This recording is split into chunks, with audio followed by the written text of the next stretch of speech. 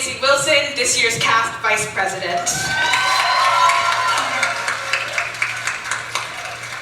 We are so excited to welcome you to tonight's performance of our 177th production, Looney Tunes.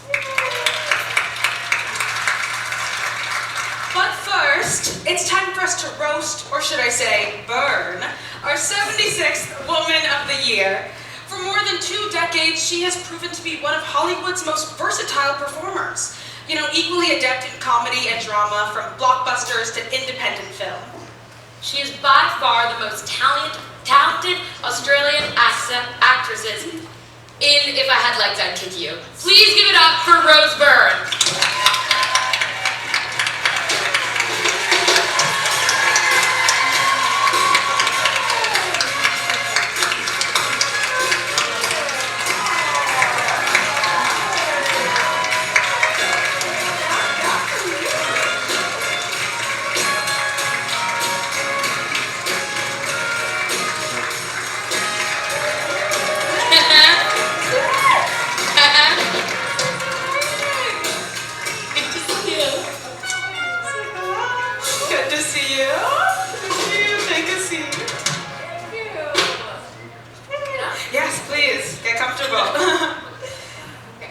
So, Rose, how has your day been so far? Good. I'm so glad to hear. We've been having fun. I mean, we are so lucky to have you here.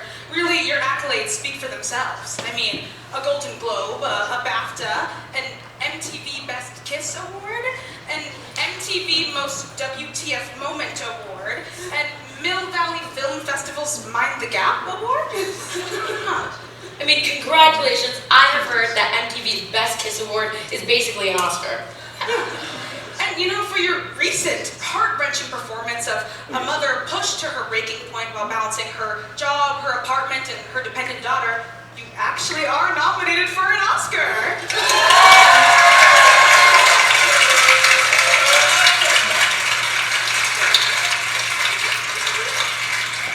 Throughout If I Had Legs, I'd Kick You, you use drugs and alcohol to find calm and joy when things get overwhelming.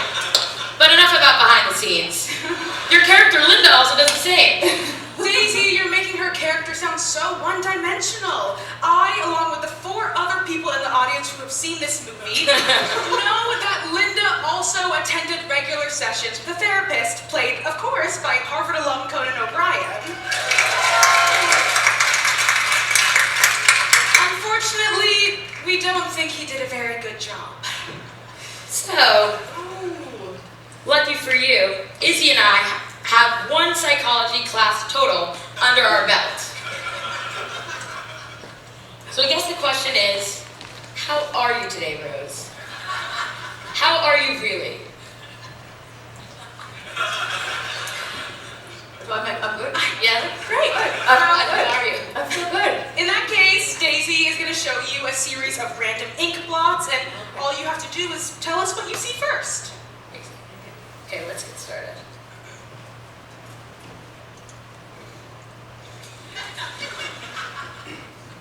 Well, I mean, do you see what I see, or? Anything that comes to mind. Looks like a vagina. Like, with the ovary? Like, no? Not many people say that, but you know, I'll trust you on it. Yeah, we'll take your word for it. Here. Let's try another. Yeah.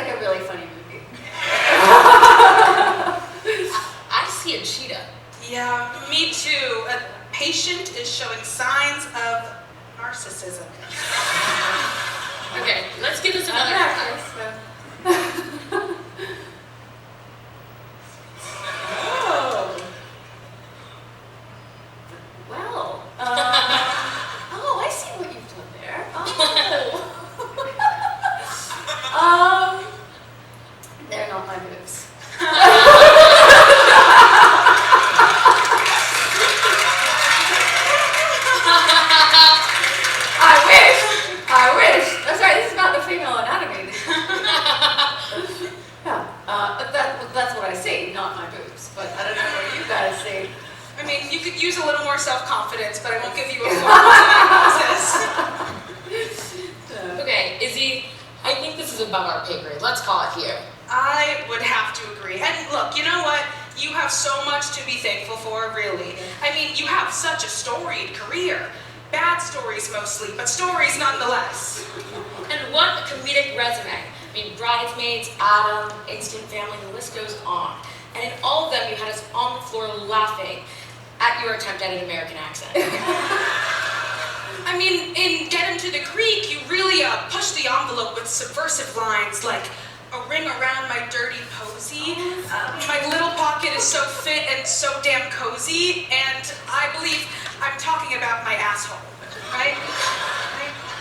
That was in there. Honestly, out of 10, I'd rate that performance a 9, which is also the age your children will discover this movie and start thinking about you very differently. You know, we also loved your performance alongside Vince Vaughn and Owen Wilson in The Internship. I'm sure you really related to those two characters, considering you're also in your 40s and without a full-time job. But we can't overlook your contributions to the genre of horror. In Insidious, you so deftly portray the psychological torture of a mother whose child is overtaken by evil spirits. And in Neighbors, you are married to Seth Rogen. All in all, Rose, you have been a part of such a diverse set of movies that have never made their money back. And with your most recent performance, you've reminded us all that you are a true dramatic actress.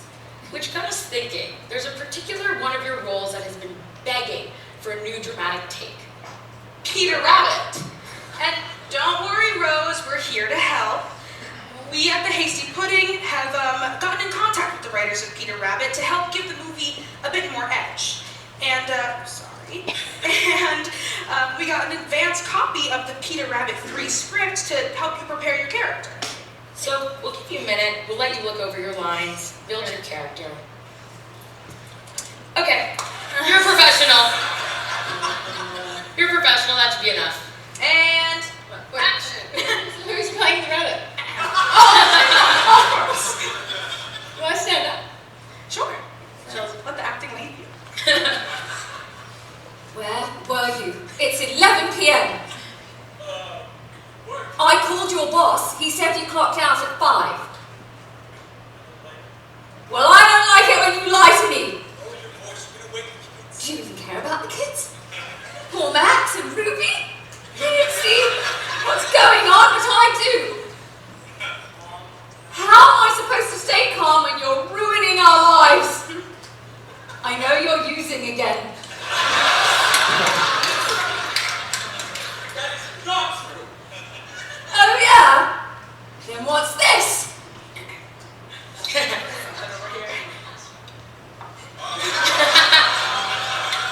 Oh no.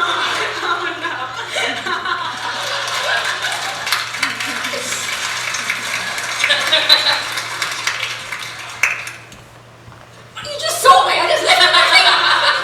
I'm in knackered. I'm sick of you doing this to me, to my family. We're done. Please, Get out. I promise I'll be better. Get out. I don't want to see your sorry fucking flopsy cotton together again.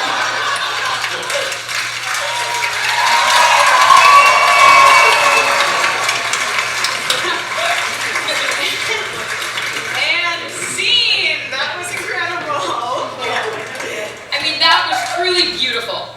I mean, of course, Daisy. Rose started preparing to be an actress when she was 8, when she joined the rigorous Australian theatre for young people.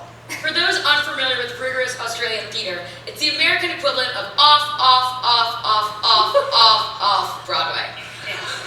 And you know, speaking of Australia, there are just so many differences between the two cultures. You know, they have kangaroos, we have horses, they eat Vegemite, we eat ketchup, they call you Rose Byrne, and we call you after Margot Robbie and Nicole Kidman have already said no. See? Izzy, that is not true. Rose was not our third choice. It was Rebel Wilson.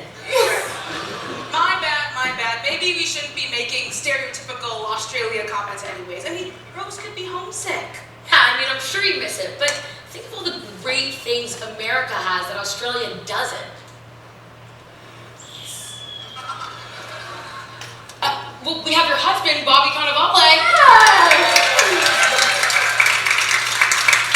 Well, actually, Daisy, while Rose refers to Cannavale as her husband, the pair never officially got married. Huh, so I guess what you're saying is always a bridesmaid, never a bride. Well, I do happen to know someone who's had their eye on you for quite some time now. Our friends at Tinder say love is in the air. And I think he'd even get married to you right now on this stage. Do you want to get married, Rose? Yep. Oh, beautiful.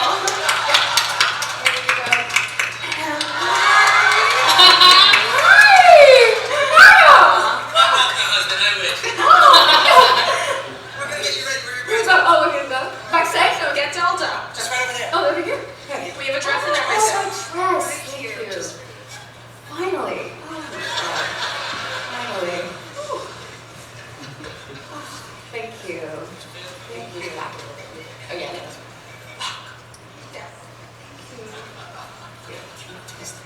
Go back. Yep. So, Rose, are you ready to meet your future husband? Yes. All right.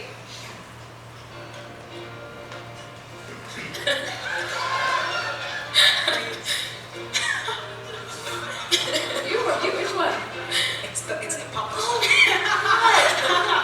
What? There's what? Thank you. Is it open? Is it open? No. Just hold it. Yeah. Is there anything you got? Rose, please tell your groom he looks amazing. You look amazing. He says he knows. Okay. Okay, well, what's a wedding without some vows? Rose, pull out your vows. Oh, thank you. Well, this is long. Okay. Dear Pudding Pot, or as I like to call you, Puddy, I want to start these vows off by acknowledging that you are way out of my league. I am also a little bit upset that before me you were with 75 other women, including Cynthia Erivo, Jennifer Coolidge, Julia Roberts, Liza Minnelli, Cher, and the list goes on.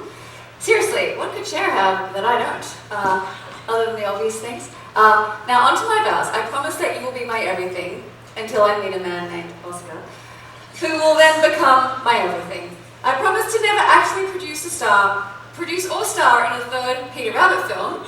I promise to love and care for our future children. And no, not in the way I cared for the children if I had legs I'd kick you, or insidious or physical, or just a family or neighbors or And finally, I promise to shout out the Hasty Pudding theatricals in any and all acceptance speeches in my near future. I mean, that was very moving. Pudding Pot, do you have any vows? He says he genuinely wants to know where you got that rag of a wedding dress. Okay, we will take that as a no. Rose, do you take this inanimate object to be your unlawfully wedded husband? Absolutely. Yes, I do.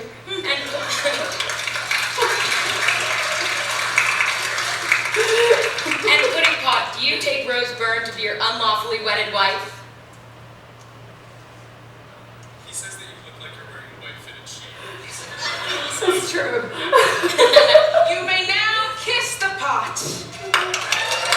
Where? On the If you floor? want. Take the tape off. Just a second. Okay. Okay.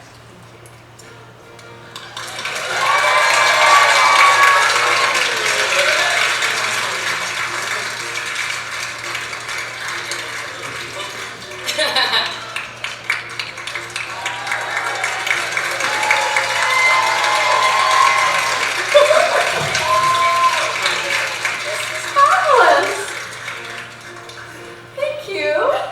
I hope I get to keep all of this stuff. You did. Do I get- I'll take the flowers and the paper. Okay. I can keep the pot. You. Got my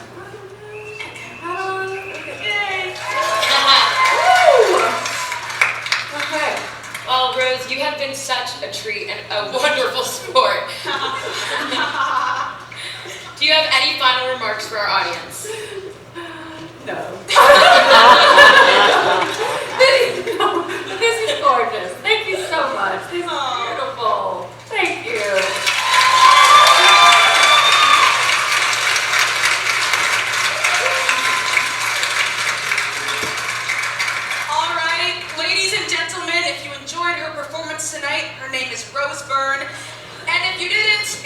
Jessie Buckley. One more time, please give it up for 76th Woman of the Year, Rose Byrne.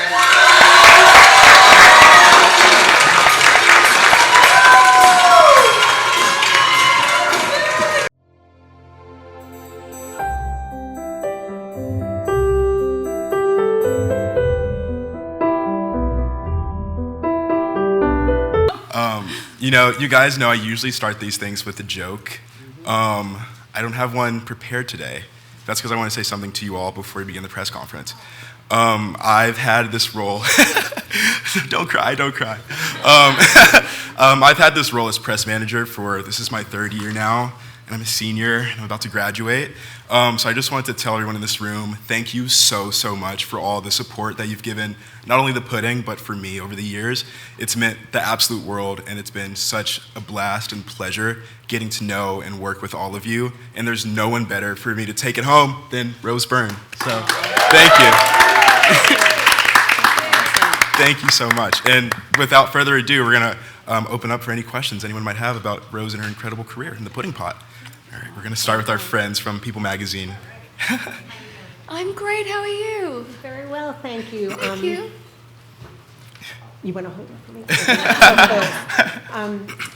You've been great, Jay. We're going to miss you. Thank you so It's been much. wonderful working Thank with you, I appreciate it. So, Rose, there were some serious references tonight to a possible Oscar award.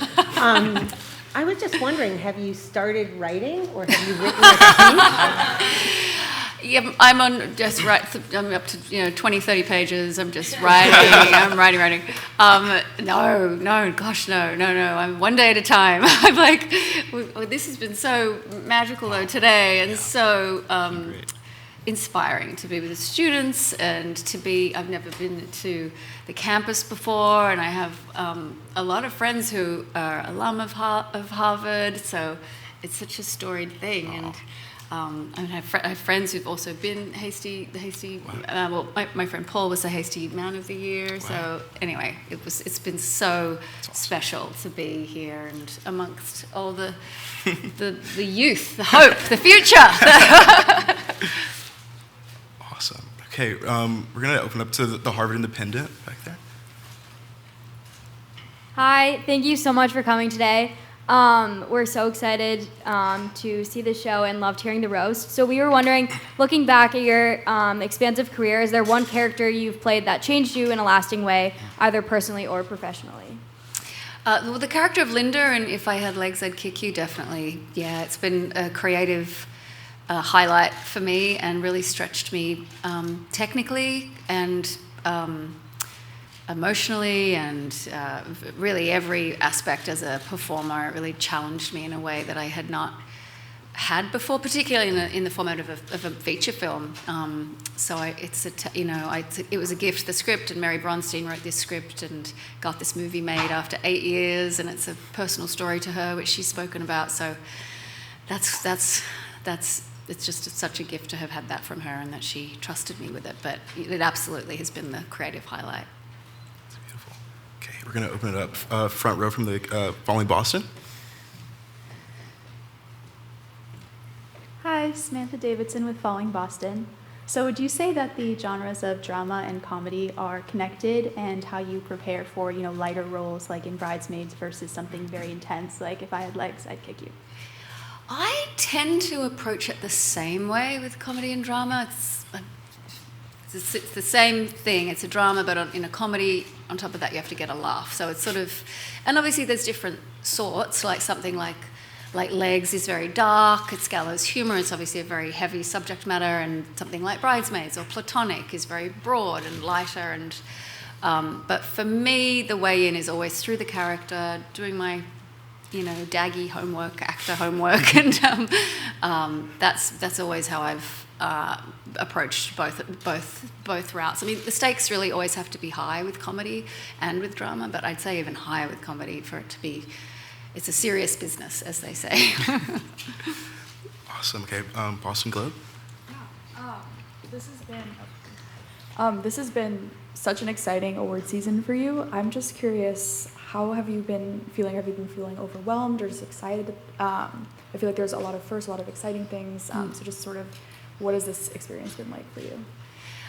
That's a great question. You know, I've never had this experience before, and it's really, I think because the project is so, it's a smaller project. We didn't have a huge budget for promotion and press, and so it's a tougher subject. It's not a typical kind of Oscar fare, I suppose, and so it's very meaningful. It's meaningful that I think the work is being recognised. You know, the character is really the film, and the film is the character. So for me, the acknowledgement of that is of the film, because I just think it's really will live on, and it's very fearless and kind of radical, and so I'm really proud of that. But it's a smaller project, very meaningful.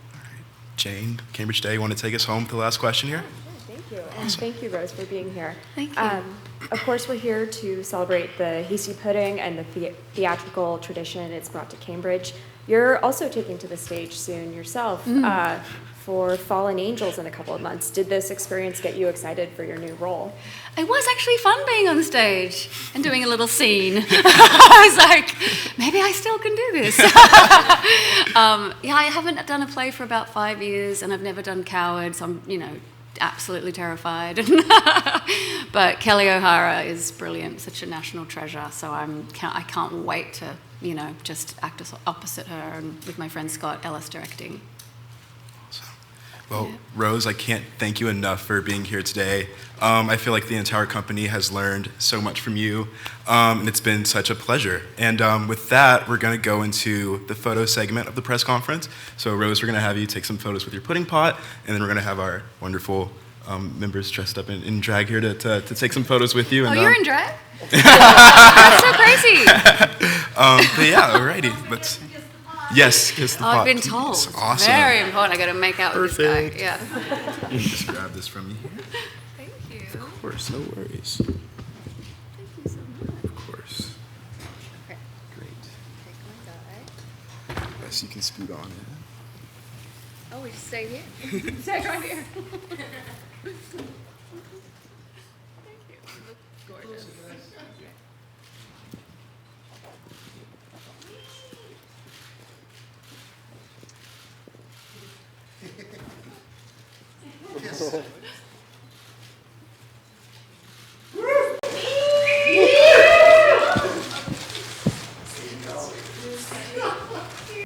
Well, a song about never saying never and never being told what you can or cannot do. This is one of us. A 1, 2, 3.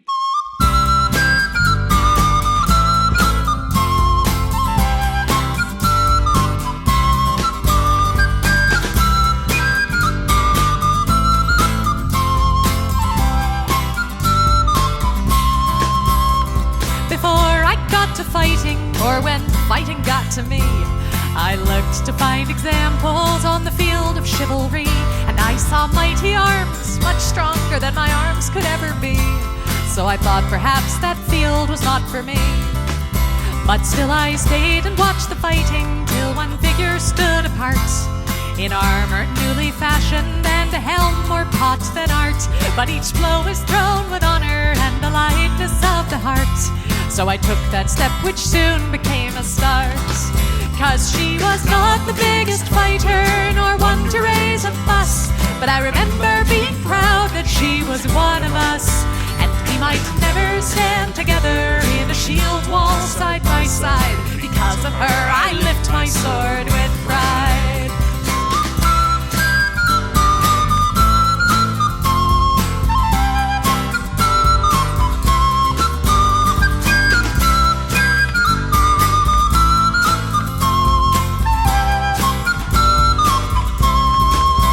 She was ladylike and lively, not the type you would expect, with a braver heart than many and a slot shot to respect. And I guess she'd once decided this was where she'd like to be, and I thought if she could do it, why not me? 'Cause she was not the biggest fighter, nor one to raise a fuss, and I